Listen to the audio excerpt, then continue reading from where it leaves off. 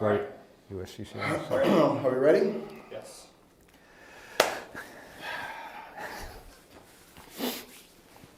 You can tell me, say, by the way, this is round 2 for today. By the way, this is round 2 for today. We actually spent about 2 hours making a lot of content, and our cameraman was gracious enough to delete that and said, you know what, guys, I know that you can do better. So here we are, and we're going to do that. So bear in mind that everything that we're going to be talking about has actually already been done before, but that's okay. Listen, everything in life does not always work out perfectly, and sometimes you have to do a do-over. But in cases of EDC, whether we're talking about knives, we're talking about firearms, you don't necessarily always have the opportunity to do that over. So what we're going to be talking about today is not necessarily focusing on the firearm, but focusing on the aspect of knives, specifically how to select a proper knife, how to place that knife on your person for EDC, and then how to utilize that knife.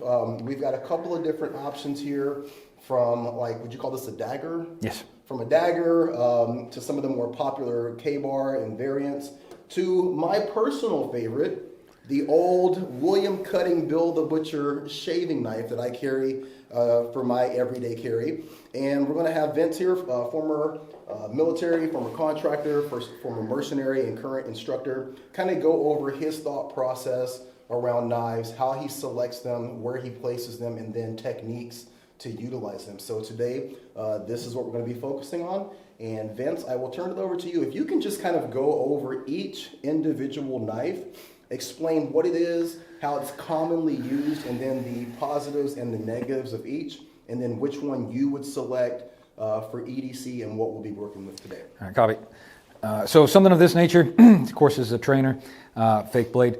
I need you here in a second because we're going to be talking about the back end of these and why you don't want to get those knives with the glass breakers on the end. Now this one is more of that soldier, service member style, bigger, fixed blade. You shouldn't be doing this for an everyday carry. I mean, you can, or if you're an outdoorsman, something this size. You do want the knife to fit your hand. If you're utilizing it for self-defense purpose, why I bring this up again is, yes, there's a bunch of different techniques, but if you're going in for a stab for whatever reason, human nature is this. The reason I don't like to have any type of glass breaker, this actually comes from the SAS way back in the day, is I can't force against him, but I can utilize that little extra bump to help me get that knife in there. So if I'm trying to stab, it gets stopped. I can try to break the structure down, but drive that knee in there to help and assist that blade. And so that would be why you would go with something that does not have a metal point or a shank or anything on the end here. Correct. You're saying to keep that open in case you need to utilize that technique to give yourself that extra Absolutely. Point. Okay. And then what do we have? So this one actually I carried on my vest, multiple deployments. It should be on the offside. So if I have my rifle, pistol, for whatever reason, I come into a situation where I'm fighting and this hand is occupied or trying to stop something. This sat hidden throughout some molly, and all I had to do was hook the finger, and it was just to get some, throw some hate in that situation. So a defensive knife, backup. So with a dagger like that, is that something that would be beneficial for your everyday person? Now again, this is geared towards people that work in the security industry, people that I'm assuming are a part of the 2A community, the sheepdog community. For people that are in that community or just like your basic everyday carry, what do you think about the dagger in terms of a self-defense tool? So dagger has only one aspect. I mean, it's meant to stab. It's not so much a cutting weapon, even though you could sharpen this up, but you can't get solid cuts where you might necessarily need them. It's strictly a stabbing weapon. It doesn't have any other purpose besides that. Is there any drawback to having it around your finger, the way that it goes through the... You got one grip and one grip only. Okay. So that's drawback. It's a last ditch blade. Okay. Now if we move on to something like this, obviously offside again. So great jipping, good curve. Not probably the best for getting a stab because any type it's going to kind of go up, but this is a great slashing blade. Not a huge amount of real estate to purchase, but it's still there. This one, I actually had a soldier that had one of these K-bar. This thing's great amount of real estate. It is angled, but it's basically a punch dagger. If you can strike, you can cut. And so striking is causing stabs, and then slashing tiger style will definitely get that going. This one, substantially bigger.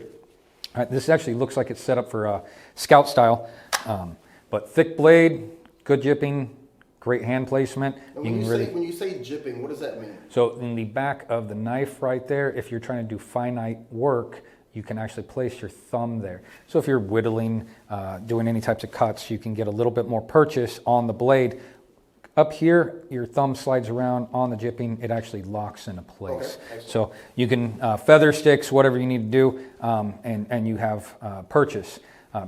You can easily cut, stab with something of this nature. But if I was going to carry one on the offside, it'd be something of this nature, because it is simple to just pull out and it's right there. I can cut with it. If I can punch, I'm getting everything I need to, and my hand's fully wrapped around it. It's not easy to grab or try to take away from me, so this would be one that I would carry. Even though I carry something of this nature, substantially bigger than most would probably assume that I carry. But my hand's not going anywhere, locks into place. This is a cold steel, uses a tri-lock system, and so it holds that 300 plus pound. I use this all the time. Now, the reason I personally have something this big, I do a lot of bushcraft, hikes, but if need be, I can pry open a door, I can cut through a wall, I can even choke down on it and use it as a chopper if need be. So it is an all-purpose for me. And I've got to be honest, so for me, I was surprised to see that you carry something of that size. And I think that, very similar to the EDC firearm space, most people, when you get into, carrying something, you're thinking about minimizing and saving space and kind of carrying something that's a little bit less of a footprint. Just like having a 380 or small subcompact or micro firearm, I've seen most people, specifically like on the YouTube space and people that are getting into this kind of stuff, most people are carrying these smaller knives. Mm-hmm. I was kind of shocked to see the size of something that you're pulling out. That's not even something that was on my radar in terms of being an option for EDC. You kind of went over why you would do that, but when it comes to selecting a knife to carry, what are some of the things that people should be thinking about in terms of size? Is it better for the average day, like soccer mom or businessman, to carry something small, or should they be thinking in the way that you are and having something with a little bit more handle purchase and a stronger blade? So just like when you're choosing a firearm, you want it to actually fit your hand comfortably, because you're going to be utilizing it. So you want it to fit your hand comfortably. You don't need to be carrying something that's just jacking up your hand, causing calluses unnecessarily, or cuts or anything, bad angles. Now, just like a firearm, just because it fits your hand properly, you also have to be able to utilize its full mechanics. So if I can't hit the slide release, I can't drop that mag, I can't switch that safety. Well, it feels great in my hand, but I can't properly utilize everything this firearm has to offer. So it's the same premise here. It has to fit the hand, and I have to be able to utilize it to its fullest potential. So that's what you're going after. If it's comfortable and I'm able to utilize it to its fullest potential, that's what I'm going to try to do. Comfort and ease of use. Of course, you're not going to like a machete. Hey, I can do all types of stuff with a machete, but I'm going to get looked at a little weird. Probably not in Portland, but you'll be looked at a little weird. Like how do I carry this on me all the time? So the smaller knives, there's nothing wrong with smaller knives. You don't need a lot to defend yourself. It's a brutal way to defend yourself, but that little cutting edge right there can hit everything it needs to hit. So when it comes to selecting a knife, it's going to be the practicality of it, number one. It's going to be the conceivability of it. Not conceivability, but concealability, excuse me. And then also the quality of it. How do people know if they have a quality knife? How do you tell if you know, that knife or that steel that's on the knife is going to be quality, and you're going to be able to utilize it without it breaking. So there are certain knife manufacturers that stand out above others.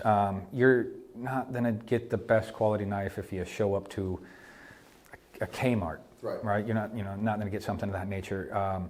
Research, YouTube. You can go down this giant rabbit hole of how they forge it, different types of metals, combining metals, or you can just get some solid reviews. There's a lot of people out there that do knife tests. ShivWorks makes specific fighting knives or defensive knives, however they want to describe them. Cold steel, I like cold steel because it's just a strong knife. Benchmade, lifetime warranties. So you go after the actual name brands. This is where actual name brands mean something, unlike clothing. Excellent. Right. Good deal.